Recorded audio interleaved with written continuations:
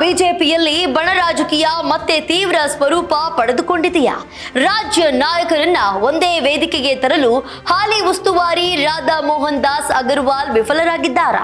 ಇದೇ ಕಾರಣಕ್ಕೆ ರಾಜ್ಯ ಬಿಜೆಪಿಯ ಉಸ್ತುವಾರಿಯನ್ನೇ ಬದಲಾಯಿಸುವ ಚರ್ಚೆ ದೆಹಲಿಯಲ್ಲಿ ಆರಂಭವಾಗಿದೆಯಾ?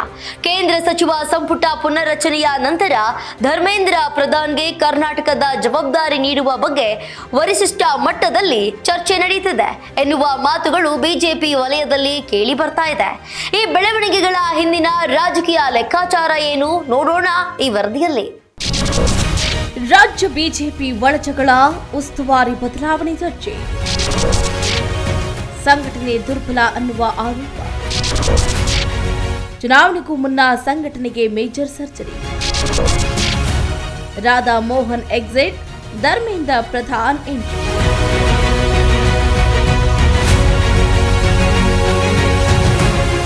Karnataka Vice President Johnson, Mr. Speaker, Mr. Chief Justice, President Eisenhower, Vice President Nixon, President Truman, Reverend clergy, fellow citizens.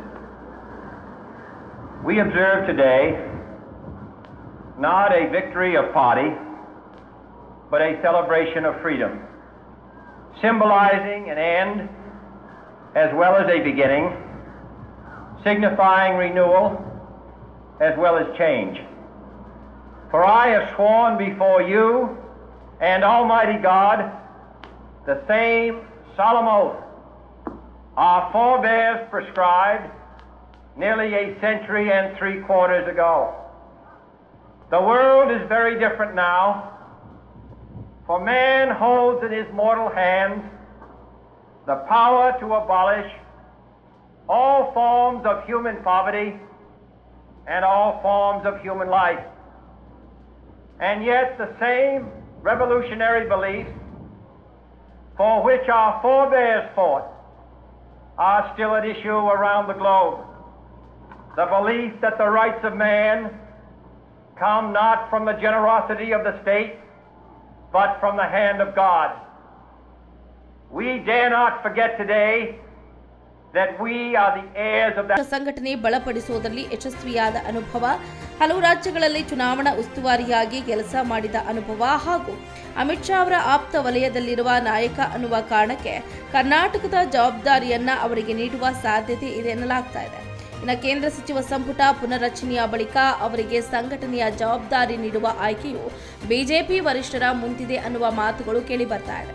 ಇದರ ಜೊತೆಗೆ ಕರ್ನಾಟಕ ಕೇಂದ್ರ ಸಚಿವರಲ್ಲೂ ಬದಲಾವಣೆ ಸಾಧ್ಯತೆ ಕುರಿತು ಚರ್ಚೆ ನಡೆದಿದೆ. ರಾಜ್ಯದ ಕೆಲ ಕೇಂದ್ರ ಸಚಿವರಿಗೆ ಸಂಘಟನೆಯ ಜವಾಬ್ದಾರಿ ನೀಡಿ ಹೊಸ ಮುಖಗಳಿಗೆ ಸಚಿವ ಸಂಪುಟದಲ್ಲಿ ಅವಕಾಶ ನೀಡುವ ಬಗ್ಗೆ ವರಿಷ್ಠರ ಮಟ್ಟದಲ್ಲಿ ಚರ್ಚೆ ನಡೀತಾ ಇದೆ ಎನ್ನಲಾಗ್ತಾ ಇದೆ. ಆದರೆ ಈ ಎಲ್ಲ ಬದಲಾವಣೆಗಳು ಕೇಂದ್ರ ಸಚಿವ ಸಂಪುಟ ವಿಸ್ತರಣೆ ಅಥವಾ ಪುನರ್ರಚನೆಯ ನಂತರವೇ ಅಂತಿಮ ರೂಪ ಪಡೆಯುವ ಸಾಧ್ಯತೆ ಇದೆ.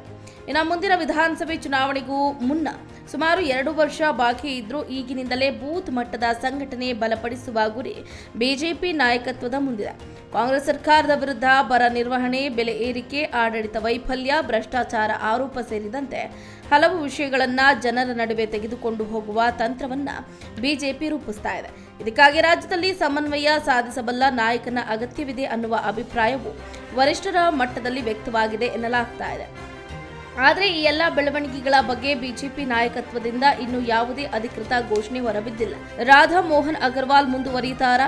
ಧರ್ಮೇಂದ್ರ ಪ್ರಧಾನ್ ಕರ್ನಾಟಕದ ಉಸ್ತುವಾರಿ ಆಗ್ತಾರಾ ಅಥವಾ ಮತ್ತೊಬ್ಬ ರಾಷ್ಟ್ರೀಯ ನಾಯಕನಿಗೆ ಜವಾಬ್ದಾರಿ ನೀಡಲಾಗುತ್ತಿದೆಯಾ ಅನ್ನುವ ಪ್ರಶ್ನೆಗಳಿಗೆ ಉತ್ತರ ಸಿಗಬೇಕಾದ್ರೆ ಮೊದಲು ದೆಹಲಿಯಲ್ಲಿ ನಡೆಯಲಿರುವ ಕೇಂದ್ರ ಸಚಿವ ಸಂಪುಟ ಪುನರ್ರಚನೆ ಮತ್ತು ಬಿಜೆಪಿ ಸಂಘಟನಾ ಬದಲಾವಣೆಗಳತ್ತ ಎಲ್ಲರ ಚಿತ್ತ ನೆಟ್ಟಿದೆ.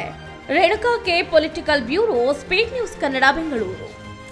ಕರ್ನಾಟಕ ಬಿಜೆಪಿಯಲ್ಲಿ ಬಣ ರಾಜಕೀಯಕ್ಕೆ ಬ್ರೇಕ್ ಹಾಕಿ 2028ರ ವಿಧಾನಸಭೆ ಚುನಾವಣೆಗೆ ಈಗಿನಿಂದಲೇ ಪಕ್ಷವನ್ನ ಸಜ್ಜುಗೊಳಿಸುವುದು ಬಿಜೆಪಿ ಹೈಕಮಾಂಡ್ನ ಮೊದಲ ಆದ್ಯತೆಯಾಗಿದೆ.